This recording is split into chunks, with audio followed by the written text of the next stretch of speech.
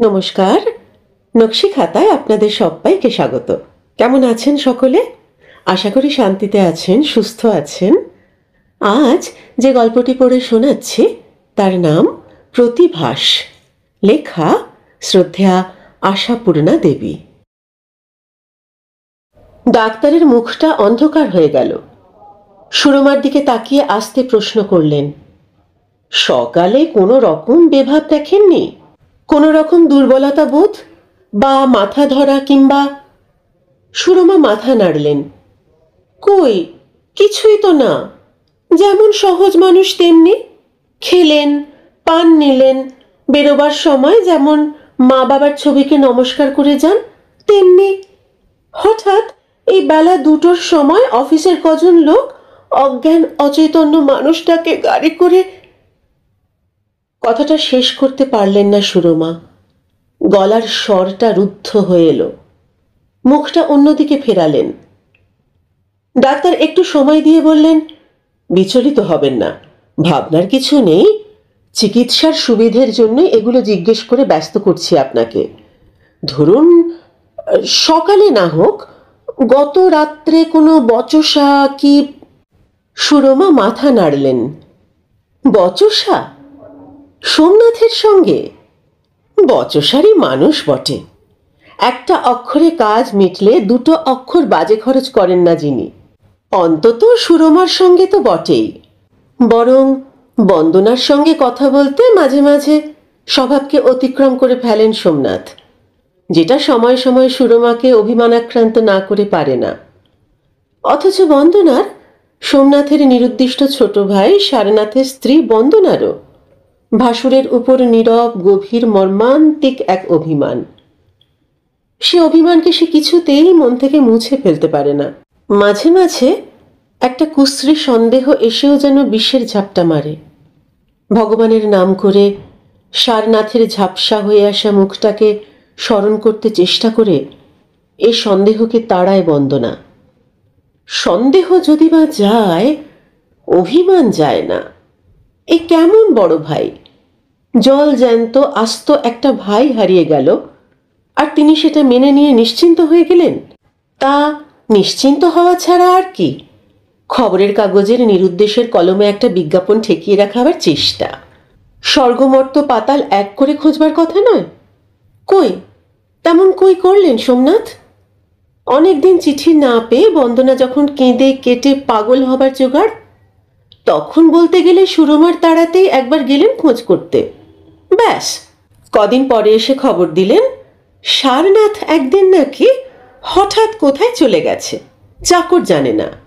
রেঁধে বেড়ে বসে থেকেছে, মানুষ আর আসেনি। অফিসেও যায়নি পরদিন, তারপর দিনও না, কোনো দিনও না। সুরমা যখন কেঁদে কেটে বলেছিলেন, হ্যাঁ গা, তা তন্ন তন্ন করে খবর নিয়েছিলে, কোনো বিপদ আপদ হয়নি তো? তখন চির নির্লিপ্ত সোমনাথ সেই তার নির্লিপ্ত ভঙ্গিতেই বলেছিলেন, বিপদ আপদ হলে তো জানতেই পারা যেত। অতটুকু শহর। হ্যাঁ, অতটুকুই শহর, নামটাও ছোট, জলগাঁও। কিন্তু শহরটা কি পৃথিবীর মানচিত্রের বাইরে, নাকি নরখাদক আদিবাসীদের বাসভূমি? তাই একটিবারের জন্য সেখানে বন্দনাকে নিয়ে যাওয়া যেত না? যে বন্দনা শুধু সেই জায়গাটা একবার দেখবার জন্যে পাগল হয়ে দেয়ালে মাথা কুটেছে। না, নিয়ে যাননি সোমনাথ। কারো সঙ্গে যেতেও দেন না। শুধু শুকনো মুখে বলেছেন, গিয়ে আর কি হবে, সেখানে থাকলে তো কেউ না কেউ খবর দিতই। তাছাড়া বাংলা ইংরেজি সমস্ত কাগজেই তো চিঠি ছাপানো হচ্ছে ফিরে এসো বলে। ভাসুরের ওপর আর কি কথা বলবে বন্দনা? শুধু নিদারুণ এক অভিমান পুঞ্জীভূত হয়েছে মনের মধ্যে। বন্দনা মা বাপ মরা, বন্দনা গরিব দুঃখীর ঘরের মেয়ে, তাই না এত নিরুপায় নিঃসহায় বন্দনা?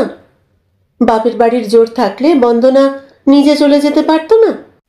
অজন্তা গুহার গুহায় ঢুকে খুঁজে দেখতো না? দেখতো না কোথায় লুকিয়ে বসে থেকে মজা দেখছে সারনাথ? বন্দনার ভাগ্যে কাজও কি জুটল সারনাথের, তেমনি অদ্ভুত। বন্দনার তো চিরদিন জানা ছিল অজন্তা এক অনাদি অবিনশ্বর প্রস্তর মহিমা। তাকে রক্ষণাবেক্ষণ করবার যে আবার রীতিমতো অফিস আছে, সে অফিসে কাজ করবার জন্য 1000 মাইল পথ ভেঙে গিয়ে কেউ প্রার্থী হয়ে দাঁড়ায়, এসব জানা ছিল না বন্দনার। বিধাতা তাকে ভালো করেই জানালেন। এই চাকরি নেওয়ার ব্যাপারেও সোমনাথ যদি আপত্তি করতেন, সারনাথ কি জেদ করতে পারত? সোমনাথ আপত্তি করলেন না, বললেন, নিয়ে দেখো না, একটা নতুন এক্সপিরিয়েন্স, ভালো না লাগে তখন বিবেচনা করো। অথচ তিনি ভালোই জানতেন চট করে বন্দনাকে নিয়ে যাওয়া যাবে না সেখানে। তবে ভাসুরের বিরুদ্ধে অনেক অভিযোগের ধোঁয়া বন্দনার মনে। কিন্তু মজা এই, মানুষটাকে দেখলে সৌম্য শান্ত দেব মূর্তির মতো লাগে। আর তখন নিজের সন্দেহ আর অভিযোগগুলো যেন লজ্জায় মাথা হিট করে। সোমনাথ যখন তখন এই ভাগ্য বিড়ম্বিতা মেয়েটার আনন্দ বিধানের উদ্দেশ্যে খেলনা পুতুলের মতো ছেলে মানুষ এসব জিনিসপত্র এনে জড়ো করেন, তখন মমতায় মন ভরে যায়। অথচ সন্দেহের সাপও ছোবল হানে। যখন তখন অলক্ষিতে অমন করে বন্দনার দিকে চেয়ে থাকেন কেন সোমনাথ, নিষ্পলক নিথর দৃষ্টিতে? বন্দনার নিষেধ শোনেনি সারনাথ। চলে গিয়েছিল অজন্তা গুহার কেয়ারটেকারের চাকরি নিয়ে। বলেছিল, ভয় খাচ্ছ কেন? সন্দেহ হচ্ছে কোনো পাষাণী সুন্দরীর প্রেমে পড়ে যাব? বন্দনা রাগ করে কথা বলেনি যাবার সময়। সারনাথ লিখত, বেশি দিন নয়, শিগগিরই তোমায় নিয়ে আসবার ব্যবস্থা করব। লিখত, বাসার অসুবিধে, তাতে তুমি ডরাও নাকি? বাঘের ডেরায় বাঘিনী থাকে, সাপের গর্তে সাপিনী। একটা মানুষ যেখানে থাকতে পারছে, মানুষও পেয়ে যাবে। এই চিঠিটাই শেষ চিঠি। তারপরে হঠাৎ চিঠি বন্ধ হয়ে গেল। সত্যি কি রহস্য গল্পে পড়া কোনো কাহিনীর মতো পাষাণের প্রেমে পড়ে কোনো একরকম হয়ে গেল সারনাথ? এই প্রশ্নের উত্তর কেউ দেবে না।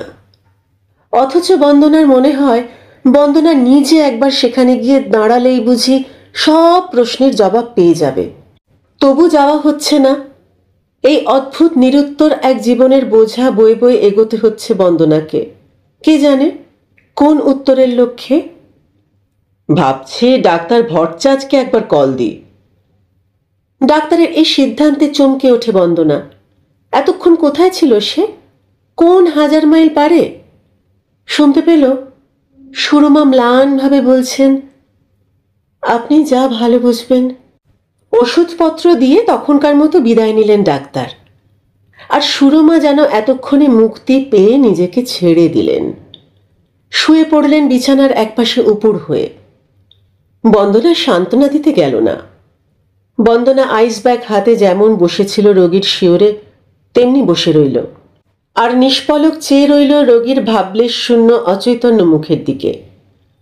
সোমনাথের যদি কোনো মেয়ে থাকতো, সে বন্দনার বয়সী হতো নাকি? তথাপি বন্দনা আজ সকালে ওই মানুষটার মুখের উপর বলেছে, সবসময় কি এত দেখেন আমার মুখের দিকে? হ্যাঁ, বলেছে আজকে, কদিন ধরে সংকল্প করে আজ বলেছে। ডাক্তারকে সে কথা বলেনি বন্দনা, বলবার নয় বলেই বলেনি। আচমকা বন্দনার এই তীব্র প্রশ্নে সোমনাথের মুখটা বাসি শাকের মতো সাদাটে হয়ে গিয়েছিল। কেমন একরকম অপ্রতিভ মুখে বলেছিলেন, তাকিয়ে থাকেন কিনা নিজেকেই জিজ্ঞেস করুন। ঘন ঘন নিঃশ্বাস নিতে নিতে বলেছিল বন্দনা। আর সোমনাথ দরজার কপাট ধরে যেন টাল সামলাচ্ছিলেন। বাইরে বেরোবার দরজা। দোতলা থেকে নেমে এসে বেরোবার জন্য পা বাড়িয়েছিলেন সোমনাথ তখন। আর বন্দনার শেষ কথাটা ছুঁড়ে মেরেছিল, আমার খুব খারাপ লাগে, সেটাই বলে দিলাম। সোমনাথ আস্তে মাথা নিচু করে বেরিয়ে গিয়েছিলেন। আর পর মুহূর্তেই বন্দনার মনে হয়েছিল, ও বেলা আবার কি করে মুখ দেখাবে সোমনাথকে, যে সোমনাথের একটা মেয়ে থাকলে বন্দনার মতো বয়সের হতো। সোমনাথ বন্দনার মস্ত উপকার করেছেন। টাটকা টাটকি আর মুখ দেখাতে হলো না বন্দনাকে। কিন্তু কোনোদিনই কি হবে? স্ট্রোক। ডাক্তার ভট্টাচার্য তাই বললেন। তলে তলে কবে এত রক্তের চাপ মাথায় উঠেছিল সোমনাথের? সুরমা বাড়ির ডাক্তারের কাছে ভেঙে পড়ে অস্ফুট স্বরে বলেছিলেন, ঠাকুরপোই ওকে শেষ করে ফেলেছে ডাক্তারবাবু। চাপা মানুষ, মুখে তো হা হুতোষ করেন না। কোনো খবরই নেই? প্রশ্ন করেছিলেন ডাক্তার। সুরমা মাথা নেড়েছিলেন। সাধু সন্ন্যাসী হবার দিকে কোনো ঝোঁকটোকো তো ছিল বলে মনে হতো না। না, বলেছিলেন সুরমা জোর দিয়ে। তারপর আস্তে বলেছিলেন, কি জানি, ওই সব পুরনো গুহা টুহায় কত রকম আত্মা টাত্মা। ডাক্তারবাবু যেন হেসেছিলেন একটু। তারপর সোমনাথের ব্যবস্থাতেই তৎপর হয়েছিলেন, যেন যে হারিয়ে গেছে সে তো গেছেই, যে আছে তাকে আবার হারিয়ে বসো না, ধরে রাখবার চেষ্টা করো।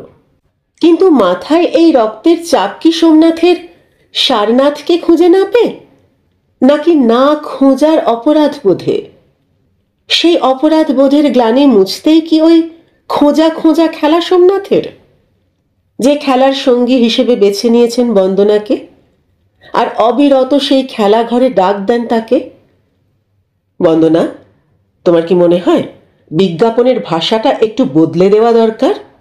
বন্দনা, এবার ভাবছি চিঠির ফর্মে একটা বিজ্ঞাপন লিখে দিই। আচ্ছা বন্দনা, সুরমার নাম দিয়ে একটা আবেদন লিখলে কেমন হয়?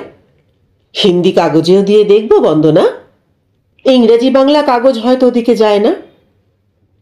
বন্দনার এক একদিন ইচ্ছে হয় চেঁচিয়ে ওঠে, প্রতিবাদ করে ওঠে, বলে, কিছুতে কিছু হবে না।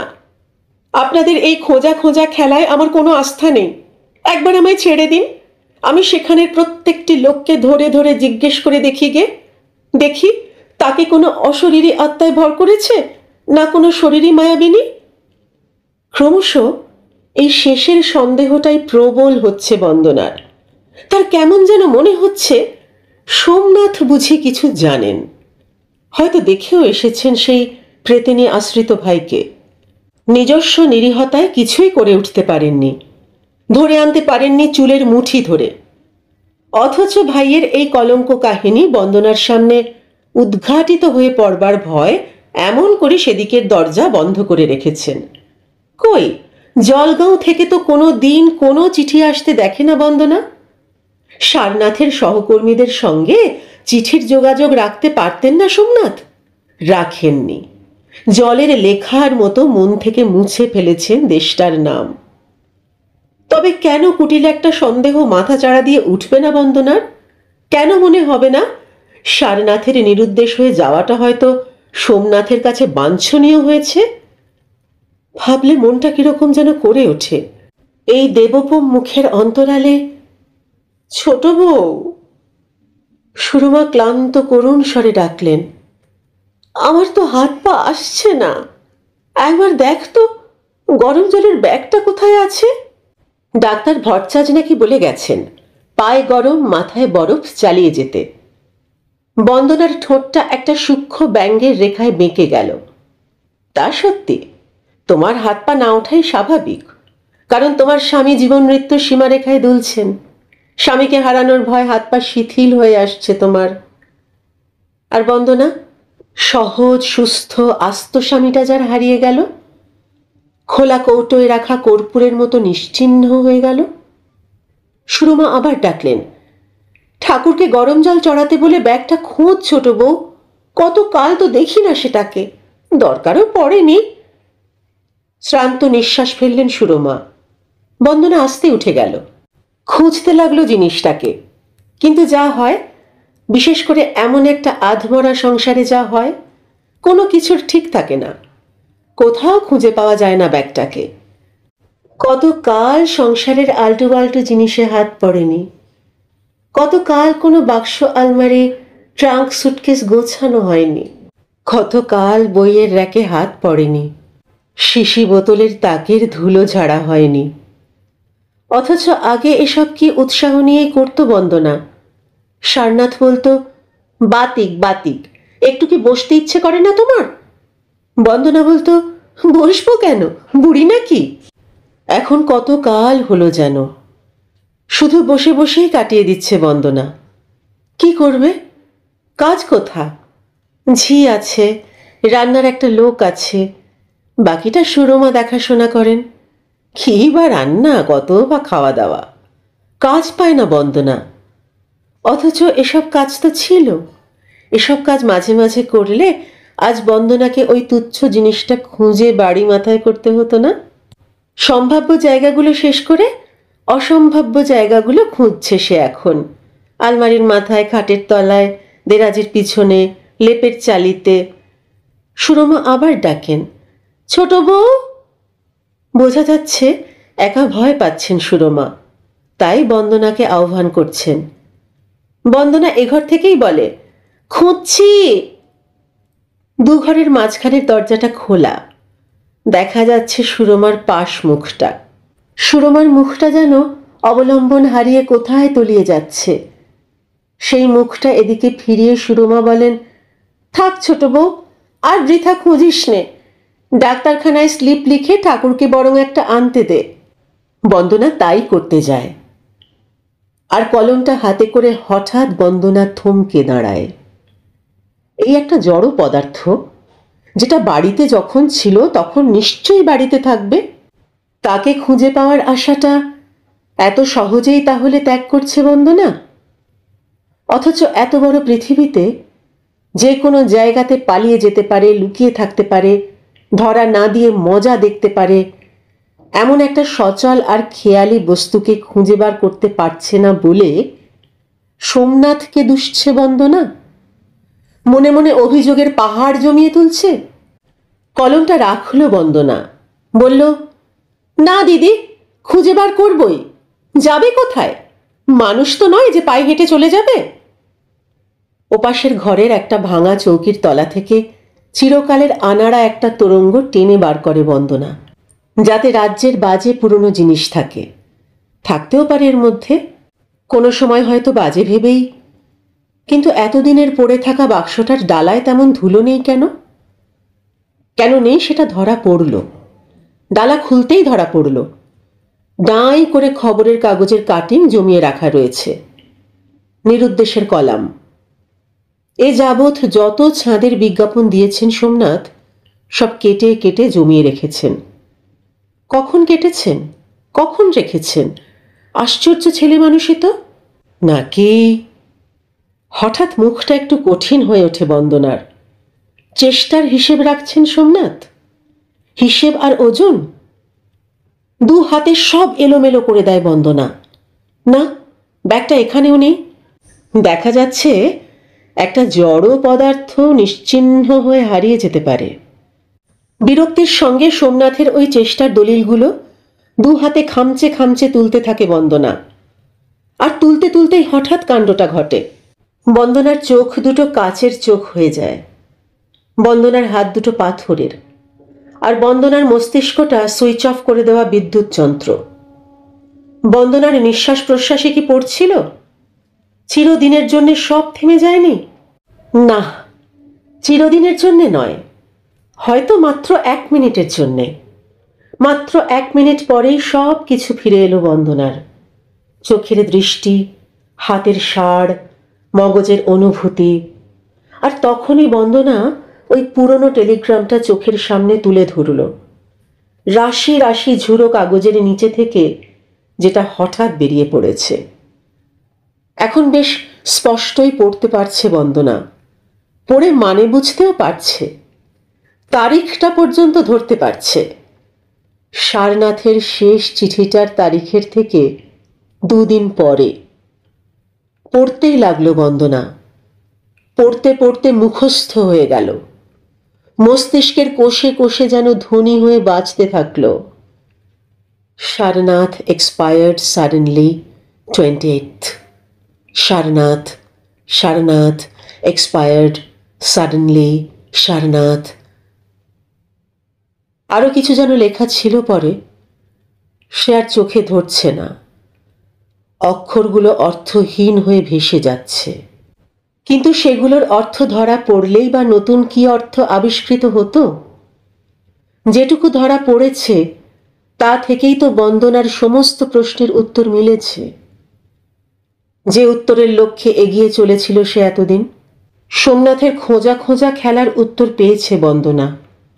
বন্দনার বয়সী মেয়ে যার থাকতে পারত, সেই সোমনাথের অপলক চোখে চেয়ে থাকার উত্তর পেয়েছে, কিন্তু সব উত্তর পেয়ে বন্দনাই শুধু প্রশ্ন হয়ে থাকবে। উত্তর দিতে পারবে না এই অসীম স্নেহের, এই অপরিসীম মমতার, এই অলৌকিক করুণার।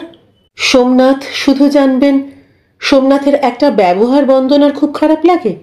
না, সোমনাথকে কিছুতেই হারিয়ে যেতে দেবে না বন্দনা। এক অসহায় নিরুত্তরতার মধ্যে থেকে দৃঢ় পায়ে উঠে দাঁড়ালো বন্দনা। কলমটা তুলে নিল দৃঢ় আঙুলে। রান্নাঘরে গিয়ে ঠাকুরকে বলল, ঠাকুর, ছুটে ডাক্তারখানায় গিয়ে এইটা নিয়ে এসো তো। এলেই একেবারে গরম জলে ভরে ও ঘরে। ঠাকুর চমকে বলল, ও কি ছোট মা, উনুনে কি পড়ে জ্বলে উঠল? কিছু না, একটা বাজে কাগজ। এ ঘরে এসে বলল, তুমি ওঠো দিদি, আমি দাদার কাছে বসছি। ঠাকুরকে বলেছি একেবারে ব্যাগে গরম জল ভরে আনতে।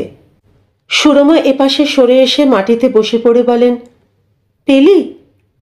বন্দনা আইস ব্যাগটা বাগিয়ে ধরে আস্তে সোমনাথের মাথায় রেখে একটু যেন হেসে বলল, না, মানুষের মতোই ব্যবহার করলো সেটা। একেবারে জন্মের শোধ হারিয়ে গেল। গল্পটি এখানেই শেষ হলো। কেমন লাগলো জানাবেন। যদি ভালো লাগে চ্যানেলটি সাবস্ক্রাইব করে আমার পাশে থাকবেন। নকশি খাতাকে আপনার নিজের করে নেবেন। সকলে খুব ভালো থাকুন, আনন্দে থাকুন, সুস্থ থাকুন, পরিবারকে নিয়ে শান্তিতে থাকুন। শিগগির দেখা হচ্ছে। আজ আসি।